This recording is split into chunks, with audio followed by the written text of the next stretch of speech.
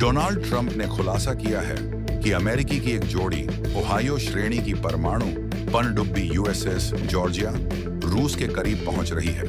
उधर रूस के पूर्व राष्ट्रपति दिमित्री मेदवेदेव ने ट्रंप को रूस की रशिया's डूम्सडे न्यूक्लियर स्ट्राइक कैपेबिलिटीज यानी प्रलयकालीन परमाणु हमले की क्षमताओं की याद दिलाई। आखिर ऐसा क्या हो गया कि दुनिया फिर से शीत युद्ध यानी कोल्ड वॉर का खतरा मंडराने लगा?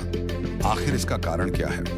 अमेरिकी राष्ट्रपति ने गुरुवार को संयुक्त राष्ट्र सुरक्षा परिषद में अपने भाषण में यह स्पष्ट कर दिया है कि वह 8 अगस्त 2025 तक यूक्रेन में रूस के युद्ध को समाप्त करने के लिए एक समझौता चाहते हैं। और अगर रूस यूक्रेन में अपने युद्ध को समाप्त करने की दिशा में कोई प्रगति नहीं करता है तो अमेरिका आज से 10 दिन बाद रूस पर टैरिफ और अन्य उपाय लागू करना शुरू कर देगा।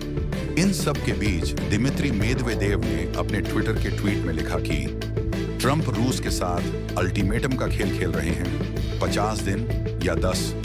उन्हें 2 बातें याद रखनी चाहिए कि रूस इजराइल या ईरान नहीं है और हर नया अल्टीमेटम एक खतरा और युद्ध की ओर एक कदम है।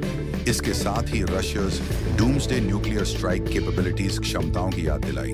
इस पर डोनाल्ड ट्रंप द्वारा अगले दिन अपने ट्वीट में लिखा कि रूस के पूर्व राष्ट्रपति दिमित्री मेदवेदेव, जो अब रूसी संघ की सुरक्षा परिषद के उपाध्यक्ष हैं, के बेहद भड़काऊ बयानों के आधार पर मैंने 2 परमाणु पनडुब्बियों को उपयुक्त क्षेत्रों में तैनात करने का आदेश दिया है ताकि कहीं ये मूर्खतापूर्ण और भड़काऊ बयान कुछ और न हो। रशिया's डूम्सडे न्यूक्लियर स्ट्राइक या डेड हैंड क्या है? डेड हैंड, जिसे पेरीमीटर के नाम से भी जाना जाता है, शीत युद्ध काल की एक अर्ध स्वचालित परमाणु प्रतिशोध प्रणाली है। इसे रूस का डूम्सडे डिवाइस कहा जाता है। यह सर्वनाश के बाद की स्थिति के लिए है। इस उपकरण का भयानक उद्देश्य रूसी नेतृत्व के पूरी तरह से नष्ट हो जाने पर भी जवाबी परमाणु हमला करना है।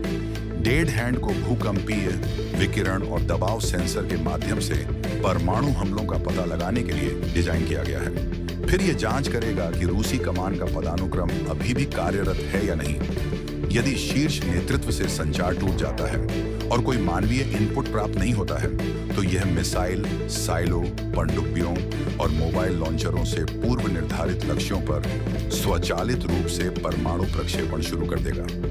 यह मशीन आपसी विनाश सुनिश्चित करने का अंतिम उपाय है। डूम्सडे रेडियो को डेड हैंड के लिए संचार प्रणाली माना जाता है। यह डेड हैंड को आदेश और प्रक्षेपण कोड प्रेषित करता है।